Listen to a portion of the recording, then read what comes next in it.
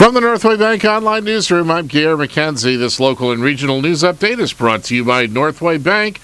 Want a Northway Bank teller to keep in your pocket? There's an app for that. Now available for iPhone and Android. Download yours today. Northway Bank with 17 locations throughout New Hampshire. The people you know, the bank you trust. Member FDIC, equal housing lender.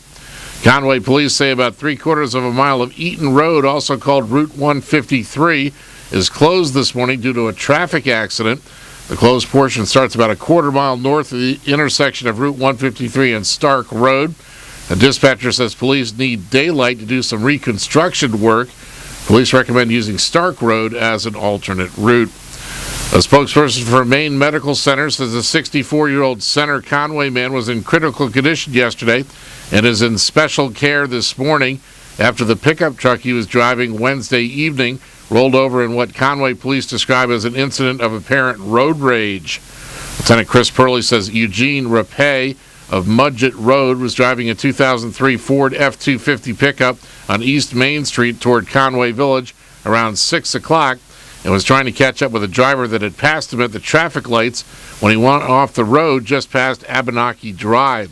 Here's Purley. He overcorrected, putting his vehicle into a high-speed yaw, at which time it crossed both lanes of travel, hit a grassy area, and rolled over. He was ejected from the vehicle. He was taken to Memorial Hospital, as well as the two passengers. The passengers had minor injuries. His passengers were identified as his 58-year-old wife, Judy Rapay, who was wearing a seatbelt, and an 8-year-old girl who was belted into a booster seat. The pickup was totaled and had to be towed from the scene. Hurley says the road was clear and dry at the time of the crash. He extends the concerns of his department to everyone involved, but would like to remind drivers that when they are confronted with road rage type incidents, the best course of action is to call the police rather than try to follow a vehicle at any rate of speed above prudent. Governor-elect Maggie Hassan is touring New Hampshire's North Country and meeting with business and community leaders. Hassan was scheduled to start her day this morning at Colebrook's Helping Hands Thrift Store and Food Pantry. She also plans stops in Groveton, Berlin, Gorham, Littleton, and Conway. She's touring New Hampshire and meeting with local leaders, educators, and citizens as part of her effort to gather ideas. Earlier this month, she created an outreach team to meet with area elected and community leaders to discuss their priorities. In Maine news, U.S. Senator Olympia Snowe says she remains hopeful the Senate can overcome, quote, excessive political polarization to work together to reach consensus on important issues facing the country. With her staff on the Senate floor and her husband watching from the gallery, the Maine Republican delivered her farewell speech yesterday.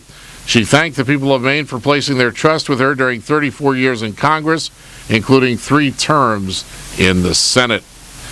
In sports, the Sox say Shane Victorino is a big part of rebuilding from last season. The Sox introduced the longtime Phillies outfielder at Fenway Park yesterday after finalizing a $39 million 3-year contract. Wide receiver Deion Branch is back with the Patriots again. The Pats re-signed Branch for the second time this season to add depth after wide receiver Dante Stallworth suffered a high right ankle sprain in Monday night's win over the Houston Texans. In the weather today, partly sunny, isolated rain showers this afternoon, highs around 40. Light winds becoming west around 10 miles per hour. Partly cloudy in the evening tonight, then clearing, lows around 16. And mostly sunny on Saturday, highs in the lower 30s. From the Northway Bank Online Newsroom, I'm Gare McKenzie.